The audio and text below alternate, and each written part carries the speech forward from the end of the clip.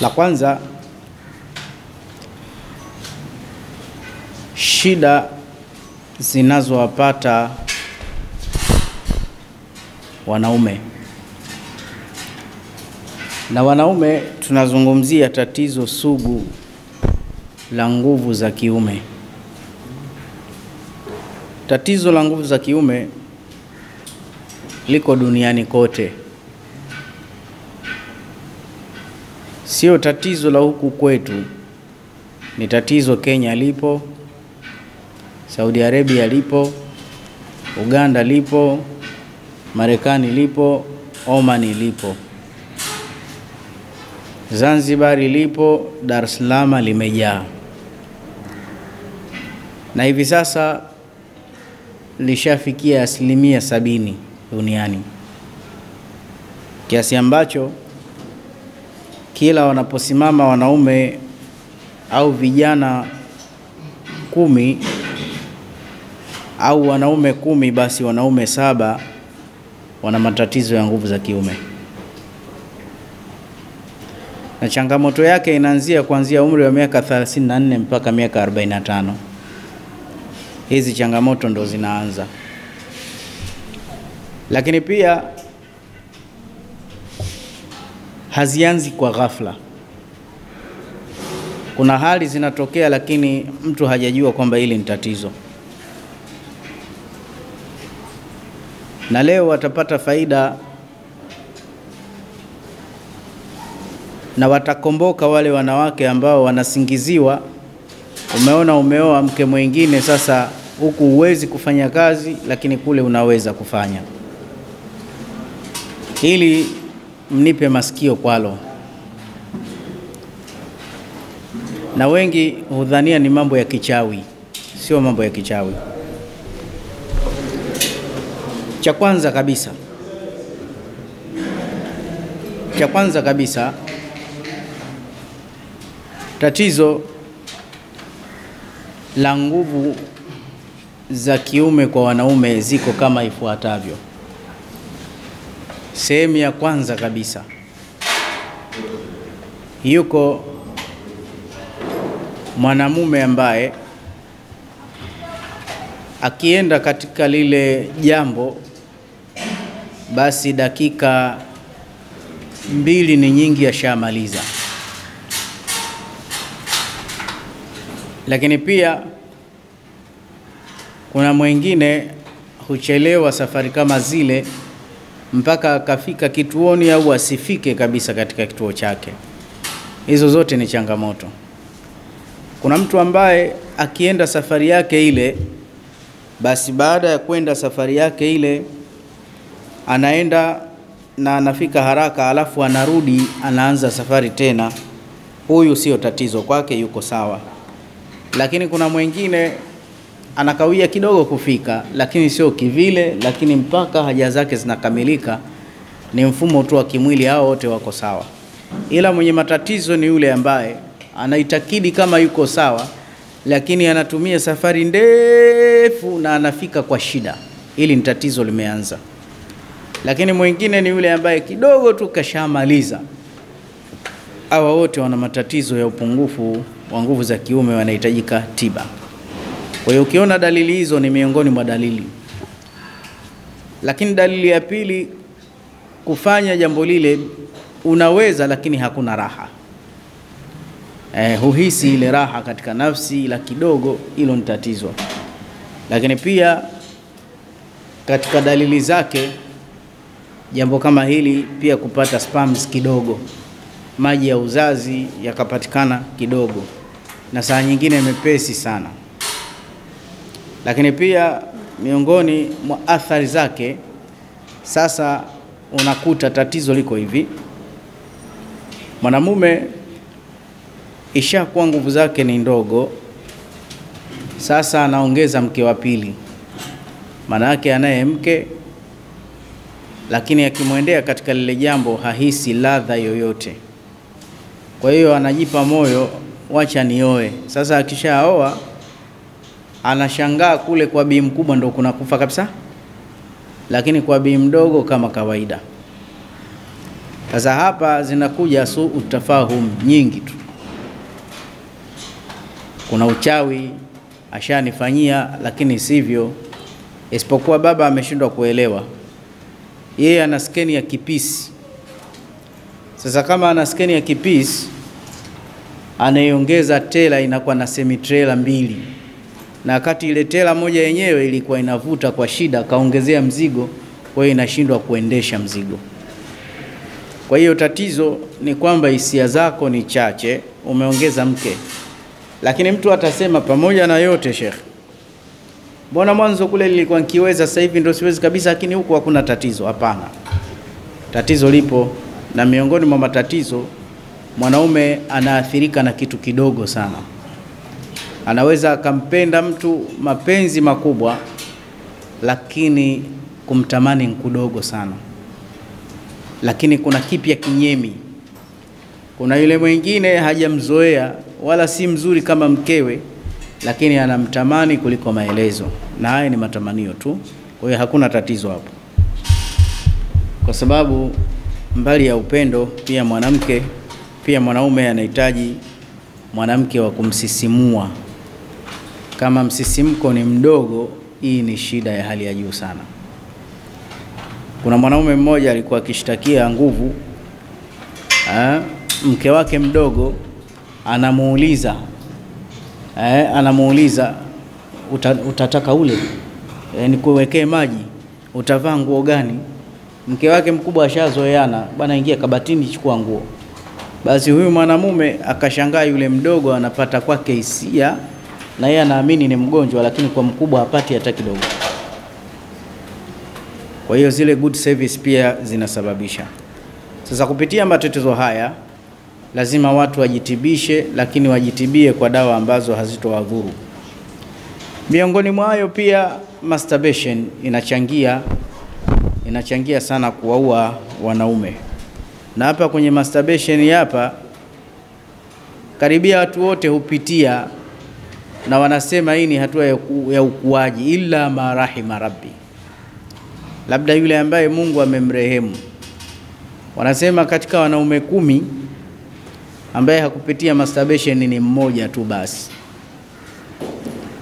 Lakini wengi ukorofi huwa wanapitia, na hapo pia wanajidhuru, na haya yote ni kwa sababu ya kuchelewa kuingia katika jambo la ndoa. Kwa hiyo hii ni hasara na hili ni tatizo. Taban, sasa kuna dawa hii ambayo kuna baadhi ya vitu, dawa yenyewe inaitwa dhawful jinsia lirijal, ambayo dawa hii huimarisha misuli ile ya kina baba, lakini huongeza ile hamu sasa ya tendo, lakini hutibia pia mgongo na kiuno, lakini pia ngirimaji, busha, tezi inasaidia, lakini kuzalisha mkojo na kuzalisha zile hormone kwa wingi.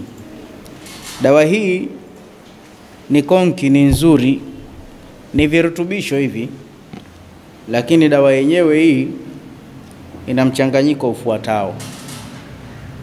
Kitu cha kwanza, dawa hii imechanganywa, imewekewa asali.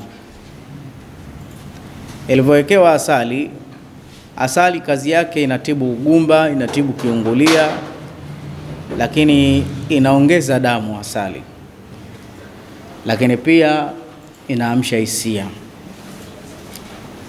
Asali ni dawa. Lakini pia mwenye sukari atatumiaje dawa hii? Ndani yake imewekewa na ufuta, kwa sababu ufuta unatibu mishipa ya fahamu, lakini pia unasaidia ni tiba ya sukari. Kwa hiyo pia mwenye sukari itabalanziwa vizuri, wala hamna shida. Lakini kitu cha tatu, imewekwa na haba sauda, ambao haba sauda inatibu maradhi mengi, miongoni mwao kuongeza CD4. Na haba soda inatibu maradhi yale baridi. Kwa hiyo mtu ambaye hana nguvu za sawa, haba soda pia ni kiungo kiko ndani yake. Lakini kitu cha 4, imewekwa tangawizi, kwa sababu tangawizi inatibia mishipa 160 iliyokuwepo katika mwili wa mwanadamu, inadili nayo, lakini pia tangawizi ni tiba ya saratani zote, kensa ya titi, ya shingo ya kizazi, ya tezi dume. Lakini pia ina vitamini B complex kusababisha hiyo mishipa kufanya kazi. Inatibu kifua tangawizi na kadhalika, iko ndani. Lakini pia kitu cha 5, imewekewa ndani yake karafuu, ambayo karafuu ina madini mengi, lakini karafuu inatibu kifua, lakini karafuu inaongeza kiwango cha joto mwilini, ambayo inamsababisha mtu kuwa na hisia zilizokuwa za sawa. Lakini pia imewekewa na iliki, ambayo iliki kazi yake kutibu mishipa ya fahamu, lakini pia kuzuia hasira, na ni kiungo bora sana cha kuamsha hisia kwa wanaume. Lakini pia imewekewa na mdalasini ndani, ambao mdalasini unaondosha maumivu yote ya joint ili kuleta appetite. Lakini mdalasini inaondosha gas, inaua mdudu wa H pylori katika tumbo, ambayo inaweza kusababisha mtu kufanya tendo, kwa sababu mwanaume akiwa ana vidonda vya tumbo, mwanaume akiwa na sukari, akiwa na pressure, hawezi kushiriki vizuri tendo la ndoa.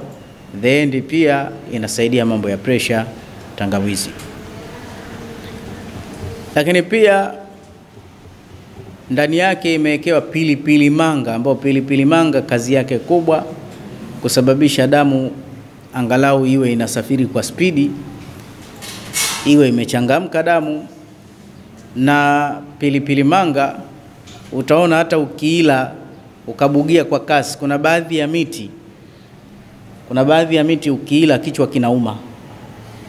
Mfano kivumbasi, kivumbasi ukikinywa kwa wingi kichwa kinauma, kwa sababu kina control na kusafisha damu kwa haraka sana, na damu inaenda spidi. Ndio maana kuna baadhi ya wale wanaenda kwenye ufamasia, wanachukua zile dawa za kina baba zile, wakizitumia kadri wanavyozidi kupata hisia, kichwa kinawauma vikali sana, kwa sababu damu inapelekwa spidi, na ni hatari, saa nyingine inaweza ikamletea mtu shida. Sawa Sasa kivumbasi utakuta pia, kwa sababu inasafisha damu, inaipeleka kichwa hivyo.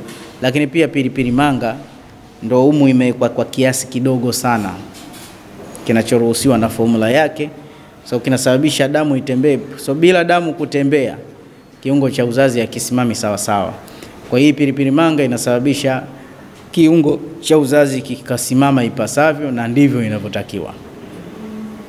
Huwezi kustareheka, na hakuna kitu kinachouma kama usimamizi wa usingizi na ulegevu. Hii ni shida kubwa sana. Kwa hiyo ukiwa mashine ile haisimami sawa sawa, hii ni changamoto. Nilisikia historia, lakini haya sifafanui sana. Nilisikia historia, lakini sifafanui sana na sijaifanyia tafiti. Anasema Sayyidina Bilal bin Rabah radhiyallahu ta'ala anhu, inshallah alikuwa yuko vizuri kweli kweli kimaumbile na nini haya, lakini nyumba yake ilikuwa na vitanda kila sehemu, jikoni, tumeelewana vizuri bafuni, sijui wapi, sebleni kitanda. Na ilishawahi kuelezwa mke wa Bilali ni mke wa peponi, na wanawake wakaenda kumtaka umbea. Haya, we vipi ubashiriwe wewe ni wa peponi? Ambia kwa sababu mume wangu hayuko madhubuti sana, hisia zake zina shida. Kwa hiyo sasa mimi nimemwekea kitanda bafuni, jikoni, pale anapojisikia tu basi mimi namuai. Ina maana kuna baadhi ya watu, hata kule kwetu kuna sehemu moja kijijini inaitwa Kwemtonga, asema alikuwepo mtu mmoja kazi yake ni ufundi seremala. Basi akiwa anapiga zile landa zake chwa, ile hali imemjia, anamwambia mke wake, mama fulani wai, ushachelewa bwana, unaona sasa. Haya ni sehemu ya matatizo yanatokea. Kwa hiyo sasa pilipili manga ina mchango mkubwa. Lakini pia kuna dawa 8 mbele tumechanganya, ikiwemo maziwa ya ngamia na kadhalika. Sasa dawa hii inasaidia, walillahi alhamdu. Kwanza ni chakula, lakini pia ni dawa nzuri. Hata mwenye sukari anaweza akatumia dawa hii, lakini pia ni dawa iliyokuwa salama. Ni dawa iliyokuwa salama, na usalama wake dawa hii haina kemikali. Kuna baadhi ya dawa unazitumia zinaponyesha hiki, zinaua hiki. Kama kipindi hiki inatakiwa utumie dawa kwa tahadhari, kwa sababu maradhi ya figo yametrendi sana. Usitumie dawa ikaumiza macho, usitumie dawa ikaumiza figo, usitumie dawa ikaamsha pressure, usitumie dawa ikaanza kukata maini, itakuwa ni hatari. Usitumie dawa ikaanzisha madonda ya tumbo, itakuwa ni hatari. Dawa baridi, na dawa baridi tunazo nyingi, kwa sababu waacha dawa. Hivyo vyakula tu unatahadharishwa. Kuna vyakula vingine si vizuri kwako. Haya, kanywe malimao uone habari yake, utakausha damu. Kama una vidonda vya tumbo unatafuta balaa hivi sasa. Unajua kuna vyakula vizuri. Kama una madonda ya tumbo, kunywa maziwa uone habari yake. Mtu mwenye madonda ya tumbo na maziwa, mabaina samai wal ardh, gesi itakuwa kubwa, utapata mashaka makali sana. Lakini ni kinywaji kizuri. Haya, una madonda ya tumbo, nenda kale yale mahindi ya kuchemsha uone kama utalala. Tengeneza gesi, unaweza ukahisi unakufa wewe. Yanatokea humu puani humu. Yanatokea puani. Kwa hiyo vyakula vyenyewe, kuna baadhi ya vyakula, kuna mwingine hukatazwa. Lakini mwingine atakula kila kitu, lakini asizidishe. Akizidisha ni balaa. Mfano Imam Bukhari, kama sijamkosea ni yeye, alikuwa anakula tende mpaka kiloba kizima zikamtokea huko akafa. So alikuwa kisahihisha ile sahihi Bukhari, ule utamu wa kuandika hadithi, yeye anakula tu bila kujijua. Kwa leo inshallah dawa zetu ni hizi hapa 2. Barakallahu fikum. Tuzitumie dawa hizi wa baba, zitatusaidia. Japo ukija tutakushauri na dawa nyingine upate. Sehemu yetu hii ni sehemu ya dua. Sehemu yetu hii ni sehemu ya dua. Tunafanya dua mbalimbali. Kwa hiyo na wewe karibu upate visomo insha Allah. Tukiwa Tanzania, Dar es Salaam, Buguruni, Rozana. Tukiwa Tanzania, Dar es Salaam, Buguruni, Rozana. Tukiwa Tanzania, Dar es Salaam, Buguruni, Rozana. Na baada ya hapo tunasema ma alaina illa albalagh. Wassalamu alaykum wa rahmatullahi wa barakatuh.